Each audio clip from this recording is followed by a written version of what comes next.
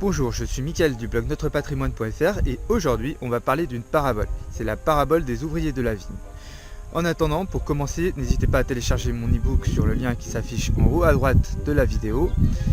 Et on va commencer tout de suite avec la parabole.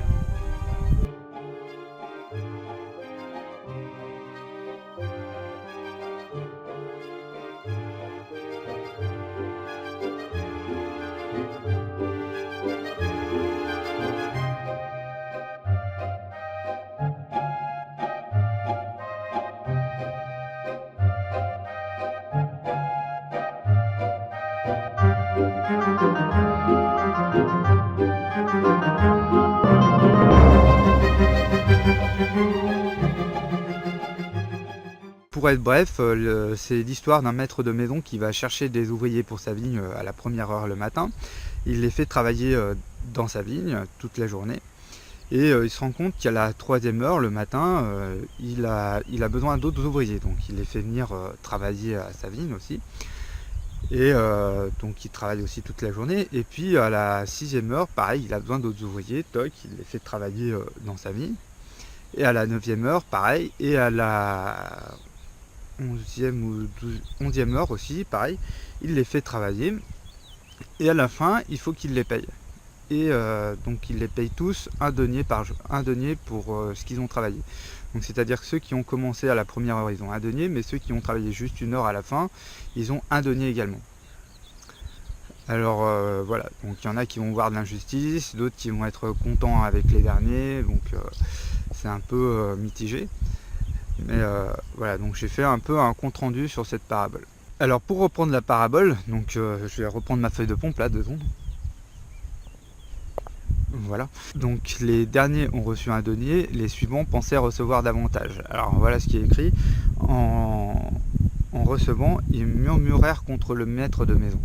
Donc c'est-à-dire que comme ils ont reçu autant que les derniers, ils se sont dit bah voilà, on murmure quoi, on va faire une grève ou je sais pas. Et du coup ils ont dit au maître de maison, ces derniers n'ont travaillé qu'une heure et tu les traites d'égal à égal avec nous, qui avons supporté la fatigue et la chaleur du jour, c'est pas normal.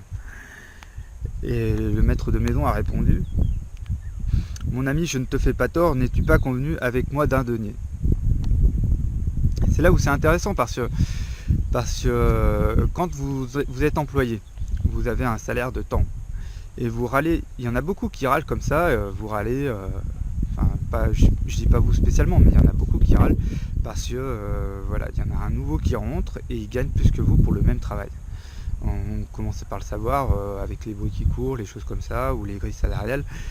Et en fait, ça a été convenu au départ. Donc après, soit vous avez mal négocié, soit je sais pas, ça tient qu'à vous en fait. Donc voilà. Ça, c'est vraiment, il faut pas être jaloux parce que c'est vraiment, ça tient vraiment qu'à vous. Alors il faut plutôt se réjouir que la personne ait plus que nous.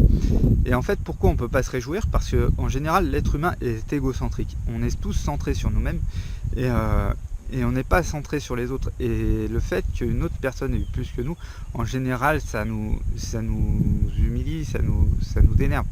Et justement, il faut se réjouir qu'une autre personne ait réussi.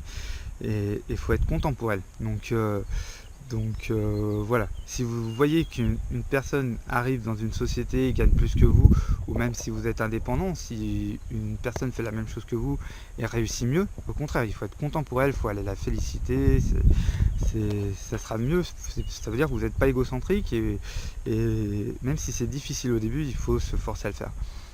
Les personnes de la première, on va dire à la 6e voire 9e heure, ont une attitude négative par rapport à ce qui se passe et on va dire que cette attitude est bien décrite dans la parabole par le maître, par la réponse du maître. Alors cette réponse, je vais vous la lire, je reprends ma feuille de pompe, donc la réponse, la voici.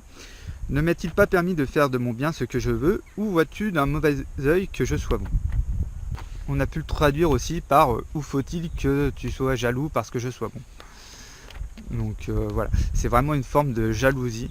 C'est la jalousie qui ressort dans les personnes du premier groupe. Donc voilà, c'est une forme de jalousie, d'envie. Voilà, c'est vraiment ce que vous devez éviter et au contraire vous réjouir avec les personnes qui ont plus que vous. Voilà, alors je sais que ça va à l'encontre un peu de ce qu'on a l'habitude de voir, de faire et tout, et c'est pas évident.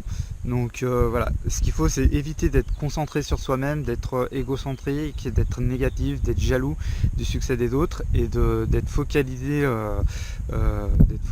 sur le succès des autres et d'être envieux.